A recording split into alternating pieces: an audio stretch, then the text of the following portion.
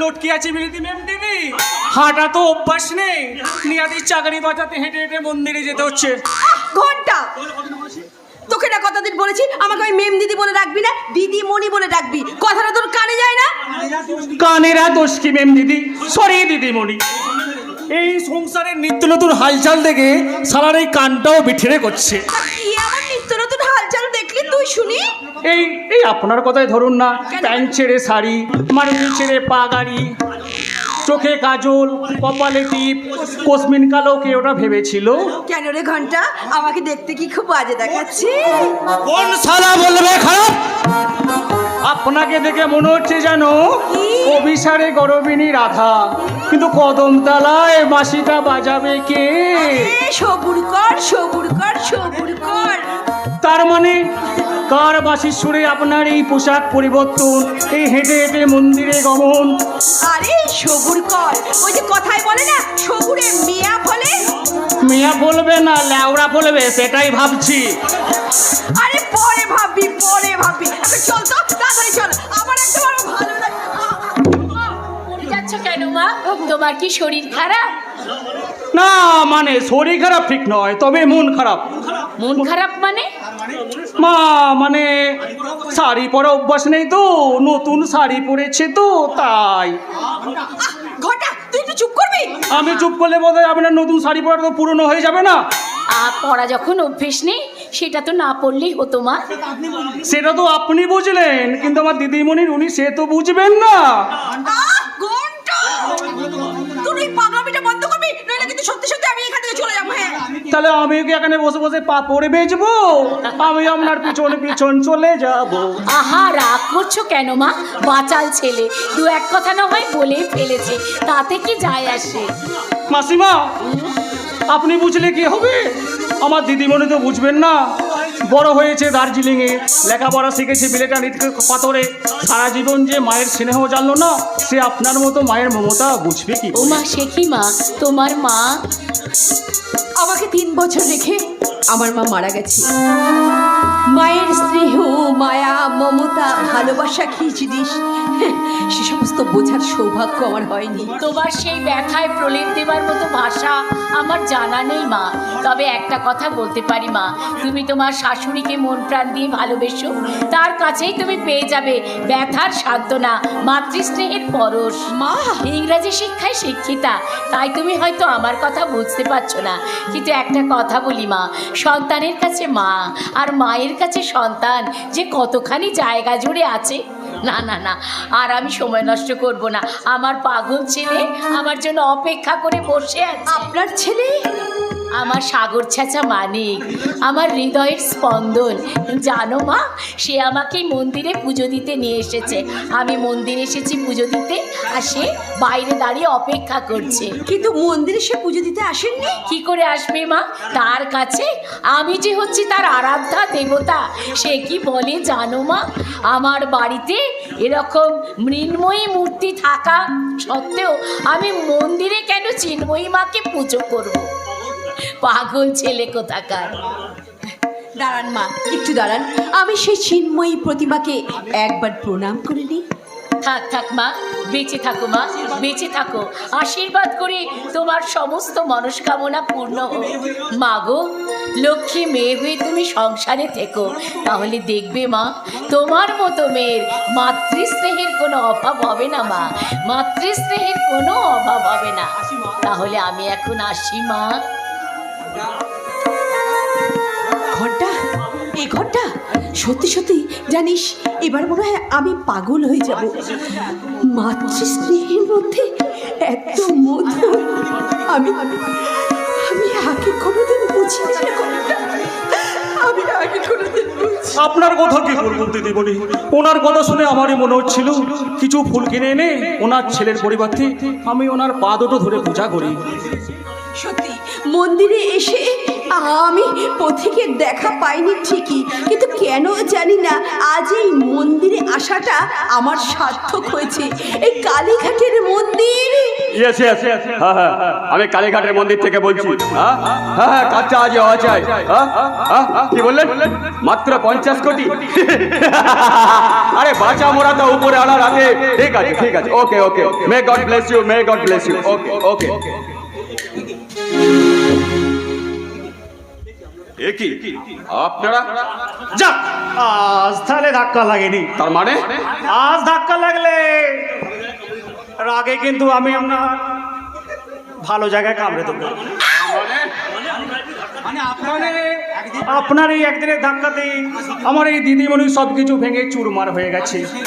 আপনি সেগুলো একটু ভালো করে আদর যত্ন করে রিপেয়ার করে দেবেন। সেটা গাছতলা থেকে গোটা কত ফুচকা খেয়ে আসছি। কেমন? কি ব্যাপার, আজ একেবারে বিচিত্র সাজে এখানে? তোমাকে অনুসরণ করাইছি আমার জীবনের এখন একমাত্র লক্ষ্য। যে কাজ করে কোনো সার্থকতা নেই সে কাজ করে তো বোকারা, আপনার মতো বুদ্ধিমতীরা নয়।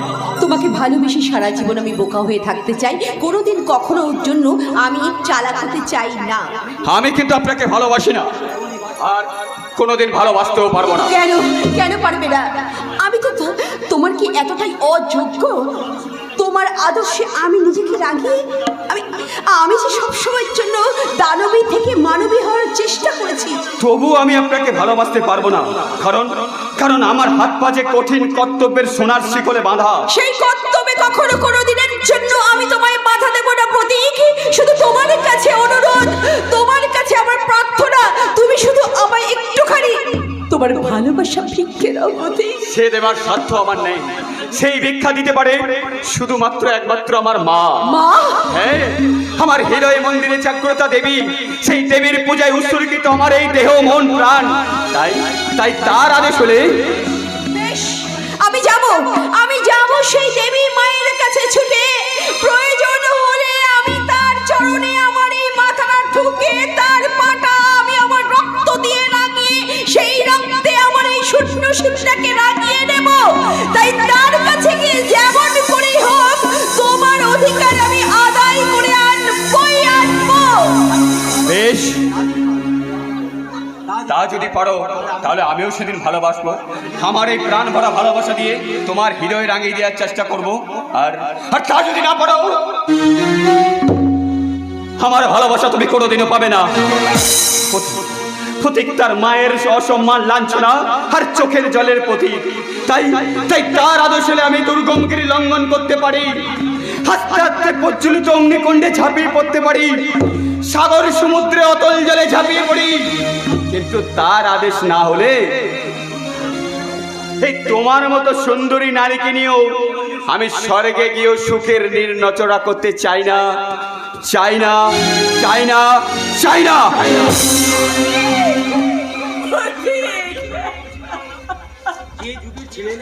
যে যুগের ছেলেমেয়েরা বিয়ের পরে বাবা মাকে চিনতে পারে না, এক মুঠো ভাতের জন্য বাবা মাকে রাস্তায় গিয়ে ভিক্ষে করতে হয়, সেই যুগে প্রতীকের মতন ছেলেরাও জন্মায়। সত্যি সত্যি প্রতীক, সত্যি তোমাকে ভালোবেসে আজ আমি ধন্য হতে চাই প্রতীক। তাই আজ সব কিছুর বিনিময়ে আমি শুধু তোমাকে চাই প্রতীক। আমি শুধু তোমাকে চাই।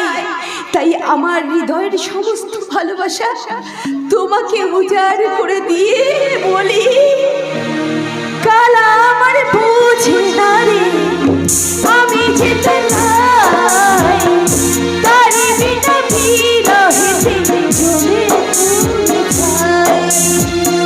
কালা আমার বুঝে না রে, আমি যেতে চাই তারি বিনা বিরহেতে জ্বলে পুড়ে যাই। বাঁশি কেন বাজে না রে, কেন বাজে ছাড়া তারে, বাঁশি কেন বাজে না রে,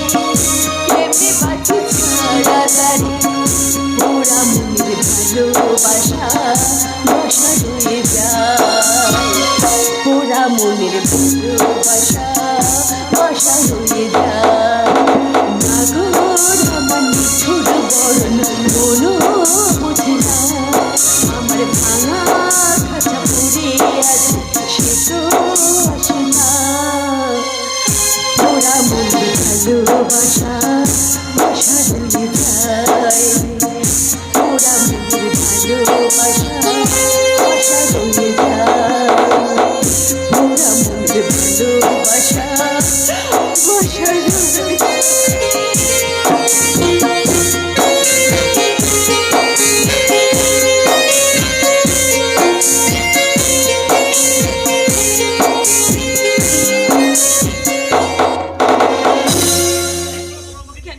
তোমরা আমাকে নিয়ে কি করবে? কেন আমাকে বাঁচালে বলো? আমি তো মরতেই চেয়েছিলাম। কেন কেন তুই মরবি বোন? আমরা তো তোর কোনো অসুবিধা রাখিনি। তুই সেই আগের মতোই হাসিতে খুশিতে আমাদের সংসারটাকে ভরিয়ে তুলবি।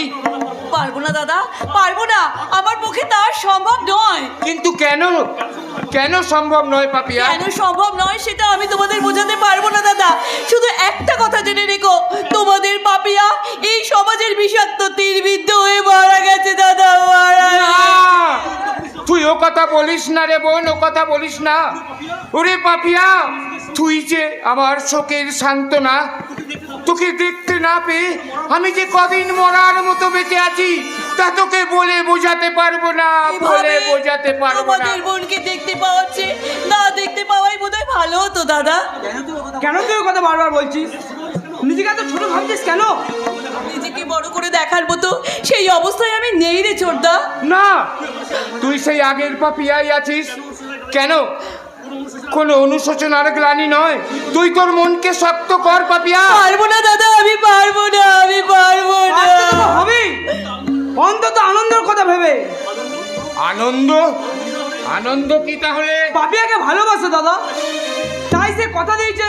কর্তব্যের খাতিরে কথা দিলেও কিন্তু আমি আনন্দকে কেমন করে ঠকাবো রে ছোটদা? আমি তো জানি যে আমি কি। তবু তোকে আমার গা ছুঁয়ে স্পর্শ করে বলতে হবে, তুই আর কোনোদিন আত্মহত্যার চেষ্টা করবি না। কিন্তু দাদা, কোনো কিন্তু নয় রে বোন। ছোটবেলা থেকে তোদের দু ভাই বোনকে আমি সন্তান স্নেহে বড় করেছি। তোরাই আমার সন্তান। আর সেই পিতৃতুল্য বর্দাকে স্পর্শ করে তুই কথা দে, তুই আর কোনোদিন। বেশ, এই আমি তোমার পা ছুঁয়ে কথা দিচ্ছি দাদা, যে মরমে দগ্ধ হয়ে মরলেও আমি আর আত্মহননের চেষ্টা করব না দাদা, এই তো করব না। এই তো আমার লক্ষ্মী বোনের মতো কথা। তুই যে আমার অনেক শোকের সান্ত্বনা রে। দাদা। তুই যে আমার দাদা, ও দাদা, পাপিয়া। পঙ্কজ, তুই পাপিয়াকে নিয়ে বাড়ি যা। তা নয় যাচ্ছি, কিন্তু তুমি নতুন একটা কাজের সন্ধান পেয়েছি, একবার সেখান থেকে ঘুরে আসি। তোমার আগের কারখানা কি তাহলে? কে এক প্রীতম সিং এর মুখে পাপিয়ার কথা শুনে উত্তেজিত শ্রমিকরা কারখানায় আগুন লাগিয়ে সব ধ্বংস করে দিয়েছে। কিন্তু কে কে সেই প্রীতম ওই সিং? ওই সেই ঈশ্বর প্রেরিত দেবদূত দাদা, যে আমাকে নরক থেকে উদ্ধার করেছে আর ওই নরকের কৃমিকীটটাকে অজ্ঞান করে নিয়ে গেছে। দেখেছিস বোন, দেখেছিস পাপের পঙ্কিল আবর্তে ডুবে যাওয়া এই পৃথিবীতে আজও কেমন আদর্শ মানুষ বিচরণ করে। দাদা, যা পঙ্কজ, তুই পাপিয়াকে নিয়ে বাড়ি যা। হ্যাঁ দাদা, আমি চলে যাচ্ছি, কিন্তু তুমি তাড়াতাড়ি বাড়ি ফিরে আসো। ঠিক আছে। দাদা, আয় পাপিয়া আয়। শত দুঃখ কষ্টের মাঝেও এই দুই ভাই বোনকে নিয়ে আমি কত সুখের স্বপ্ন দেখেছিলাম, কিন্তু এই কালরূপী শয়তানের দমকা নিঃশ্বাসে আমার সে স্বপ্ন ভেঙে চুরমার করে দিল, ভেঙে চুরমার করে দিল। হা হা হা হা। তোমার সে ভাঙা স্বপ্ন তুমি ইচ্ছা করলে আবার জোড়া লাগাতে পারো প্রভাত রায়। এ কি আপনি আপনি আমার এখানে? এই তোমারই মঙ্গলের জন্য। আমার মঙ্গলের জন্য যা করার তা তো আপনার ছেলেই করে দিয়েছে।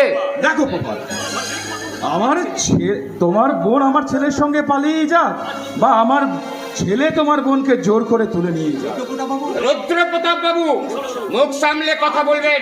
আহা, চড়ছো কেন প্রভাত? আরে ভুল যা হবার তা তো হয়েই গেছে।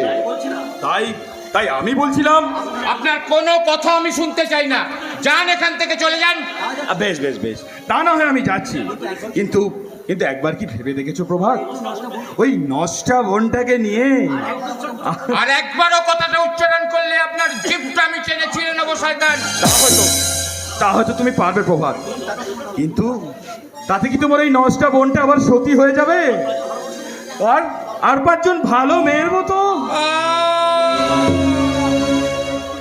আপনি চুপ করুন, চুপ করুন, আমি আর শুনতে পারছি না। বেশ বেশ বেশ বেশ বেশ, ও কথা বাদ দিয়ে যেটা বলছি সেটা একটু মন দিয়ে শোনো। তোমার বোনের সঙ্গে আমার ছেলের বিয়ে অসম্ভব। পূবের সূর্য পশ্চিমে উঠতে পারে, বাতাস তার গতিরোধ করতে পারে, সূর্য অগ্নিবৃষ্টি করতে পারে, তবু আমার বোনের বিয়ে আমার ছেলের সঙ্গে দেবে না, এই তো। বেশ বেশ বেশ বেশ বেশ বেশ। তাহলে তোমার বোন, যদি প্রয়োজন মনে করি তাকে আমি গলা টিপে হত্যা করব, তোমার বোন তুমি যা খুশি করতে পারো, তবু আপনার মতো জানোয়ারের সঙ্গে আত্মীয়তা করে আমি মনুষ্যত্বের অবমাননা করতে পারি না। তোমার বোন তুমি যা খুশি করতে পারো, তবে আমার প্রস্তাবটা একটু ভেবে দেখলে পারতে প্রভাত, কারণ কলিকাল, কালটা তো বেশ ভালো নয়। তাই ওই 16 কলায় পূর্ণ অসতী বোনটাকে ঘরে রাখার জ্বালা একদিন বুঝবে প্রভাত রায়, মর্মে মর্মে বুঝবে, তুমি মর্মে মর্মে বুঝবে।